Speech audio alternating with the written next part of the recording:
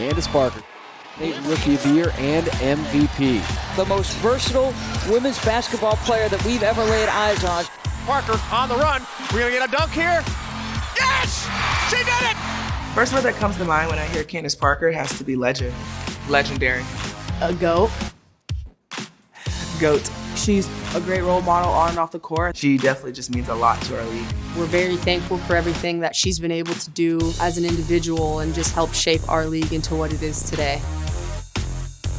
Candace Parker's legacy will live on forever. The former Chicago Sky champ was also at Wrigley this weekend, throwing out the first pitch. The 7-time All-Star is set to have her Sky jersey retired later this summer by the franchise. So we are so happy to have 3-time WNBA champion Candace Parker joining us here on NBA Today. All right, I want to get to the book, but I got to talk to you about the first pitch. I know that's not your first one, so how did that one go in your opinion? Well, first of all, I threw the first pitch out when I was like 16, 17 with the Cubs. I dirted it. Unfortunately, I was a little cocky. And so in my older years, I realized, it's sometimes better to aim high and not try to throw a strike so you don't dirt it. And I did just that. I was a little disappointed on the replay because it lofted a little bit. I'm a better thrower than that, Drea, especially with our Lady Balls in the World Series. 100%. I just love how you got so excited. Like the competitive juices in you, that was like a redemption throw for you.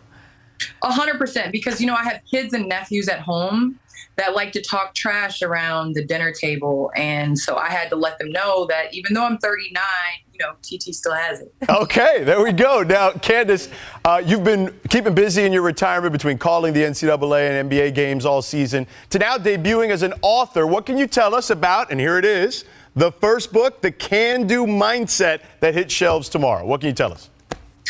Well, it's crazy. Lil Can is super proud. I've always loved writing, and I've always wanted to be an author. So it's surreal for this dream to come true. Can was my nickname growing up. My mom kind of gets the credit for Can Do. My brother's 8 and 11 years older than me. Oldest brother played 11 years in the NBA. Middle brother, he's just a doctor. And so I had huge footsteps to follow. And so my mom kind of started saying Can Do whenever I felt like things got overwhelming or difficult. And so it kind of became my mantra. And then it turned into an acronym, and it stands for community, authenticity, navigating negativity, understanding the importance of the dash, which is that journey in between, and seizing and creating opportunities. Wow, Candace, that is amazing. You know me, I'm a big reader. I cannot wait to read it. I'm so proud of you. You mentioned our Tennessee connection. We're sisters for life. We're Lady Vols for life. You also talked about your mom and your brothers, but Pat Summitt has had such a huge influence on your life. How would you describe the impact that Pat continues to have now that you're in retirement, you're an author, and you're in this new chapter?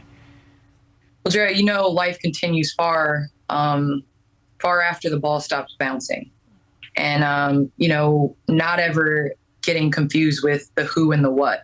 What we did for a long time was play basketball, but who we are in the process is what we develop and the mindset that we have over time. And I couldn't have asked to have a better role model in my coach, in that she did what she said every single day. She held people around her to a standard. But, there's a saying that leaders pull and bosses push. Coach Summitt got to where she wanted us to go and tried to pull us there. And she showed what we needed to do, the mindset we needed to have to win and be successful at a high level. And so to have her as a role model, I'm still learning the lessons that she taught me. My coach is just influential in my life. And my kids know all about Coach Summitt. And actually, my youngest son, Hart, is named after her. His name is Hart Summitt. So she is huge, and you understand the Lady Ball legacy. I mean, I look at Drea right now, and I have to kind of deflect a second. I'm so proud of her. I mean, you talk about just continuing to redefine what it is to be a Lady Ball on television, working her way up. I remember when she first started in broadcasting. And so I think that's what the legacy is about. It's about, obviously those before you, coming before you, opening up the doors, but then it's also being inspired by those that are beside you. So just to see Drea, I got to tip my hat to you and your career and your work ethic and your ability to continue to inspire and bring people with you. You are talking about the women's game. You were talking about the men's game. Shoot, throw her in softball. She can do it all. So I am super proud of her. And so I think it's just to have the respect of your coworkers and your peers. I I think it says a lot. So appreciate you. Well, Candace, you know you are one of my biggest inspirations, one of my biggest influences, and a rock for me. So everything that I am is due in part to you. So if you're talking about me, you're also talking about yourself. So thank you for the kind words. And I know you don't like to talk about yourself, but you've won multiple championships, and we're about to see the NBA Finals start. What would your message to both teams, because you know what it takes to win at the highest level? What's the most important key when you're trying to win a championship for the Pacers and for the Thunder? What would you tell them?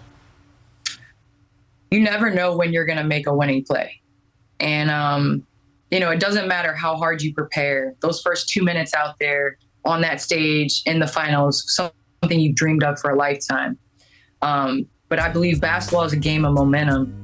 And in the words of Coach Summitt, offense sells tickets, defense wins games, and rebounding wins championships. And so I think the team that's the most physical, that imposes their will come out on top. And so I think you always have to be in search of that championship play. You never know. It's not always the last second shot. Sometimes it's changing momentum in that second and third quarter. So I'm just really excited for the NBA playoffs in general. I think this has been some of the best playoffs that we've seen in a long time in terms of series matchups, individual players. And I'm all about redemption. Think about it. SGA, everyone was talking about, can he lead his team back to the finals? And then with Tyrese Halliburton, you talk about that story of being overrated and undervalued and didn't play on Team USA. And sometimes I think you have to take it on the chin, blame yourself, put in the work, and then you end up being on one of the biggest stages. But before we go, you're getting your jersey retired, not in one place, but two teams, okay? So which one do you think the emotions will hit harder? L.A., where you played 13 seasons, or your hometown of Chicago? I think it's different.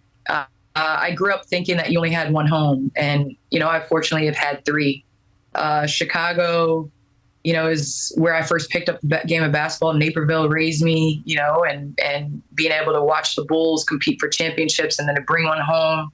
I think Tennessee, Jersey going in the rafters, that's become definitely a home to me. And then in LA is, where my kids are from. My kids are so LA. So it's been hard for me as a Chicago fan to see my daughter want to rock the Dodgers jersey, but I'll give her a pass. So I think all is going to be special in its own way. I'm just excited that all my family and friends are going to be there and we can share in this amazing experience. I mean, golly, number 3 is going in the rafters and in 2 different arenas. I'm super grateful. Yeah, an amazing career for an amazing player, an amazing human being. And don't forget the book, The Can-Do Mindset. Make sure you check it out. So, Candace, thank you so much for the time. Appreciate it. You deserve it all, Candace. Love you. Thank you. Love you too. You know what I'm saying? All right, the Liberty kept it 100 literally and made history doing it. Let's check out this beatdown in Brooklyn, Andrea. 19 made